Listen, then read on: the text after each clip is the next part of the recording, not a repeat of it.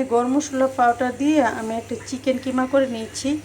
Chicken কিমা প্রায় 300 গ্রামের মতো চিকেন কিমা নিয়ে নিয়েছি। আর এখানে একটা পেঁয়াজ মিহি কুচি করে নিয়েছি। আমি ভিডিওটা অন করেছি, ভিডিওটা কীভাবে যেন অফ হয়ে গেছে, তো এটাতে আমি কোনো কাঁচামরিচ দেবো না। পরিমাণ মরিচের গুঁড়া দিব, ধনিয়া জিরার গুঁড়া দিলাম, একসাথে মিক্স করানো। কিছুটা লবণ দিলাম, কিছুটা, বেশি দিলে কটা হয়ে যাবে। দিয়ে দেবো একটা টমেটো শেষে। ভিডিওটা লং হবে দেখে আমি প্রথম থেকে আর করিনি, দেখাইনি। তো একটা ডিম দিয়ে দেব, ছোট টাইপের একটা ডিম। সামান্য গরম মশলা পাউডার দিয়ে সবগুলোকে আমি ভালোভাবে মিক্স করে নেব। ডিমটা দিলে কি হয়, একটু ফুলে। তো আমি চিকেনটা কিমা করার সময় 1 চামচ কর্নফ্লাওয়ার দিয়েছিলাম, যেন মিশ্রণটা একদম একটু টাইট হয়। এটাকে সুন্দরভাবে আমি মাখিয়ে একটু কাবাব শেপ করে আমি এগুলোকে ভাজবো। ডুবো তেলে ভাজবো না, ও কম তেলে ভাজবো আর কি।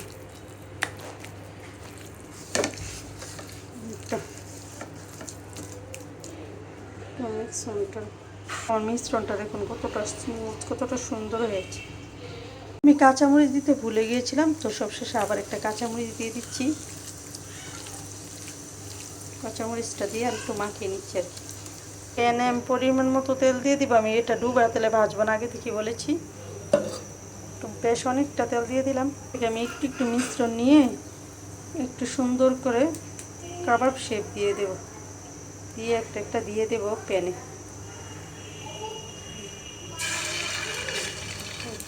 তো আমি আরেকটা দেখিয়ে দিচ্ছি। এখন কাবাব শেপটা দিয়ে দেব।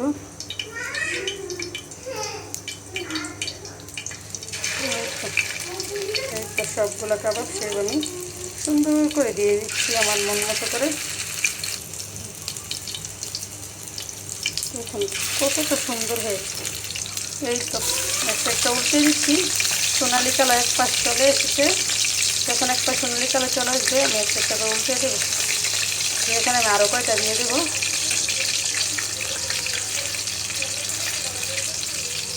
সবগুলো দিয়ে দিয়েছি। আমরা যেহেতু 6 জন মানুষ, তো বোন আমরা মিলে 6 জন মানুষ, আমার মা সহ, তো 12টা হয়েছে। সবাই 2 পিস করে সুন্দরভাবে খেতে পারবে।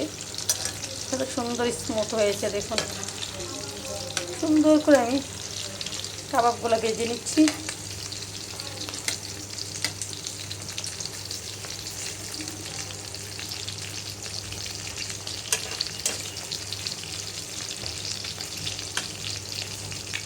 সবগুলোই ভাজা হয়ে গেছে প্রায়। তো কি যেগুলো একদম পারফেক্টভাবে ভাজা হয়ে গেছে এগুলো আমি এখন তুলে নেব। আর একটু ভাজা হোক অবশ্য। দুই পাশে একদম কড়া ব্রাউন কালার চলে আসবে, ওই যে এটার মতো। তারপর উঠিয়ে নেব আর কি।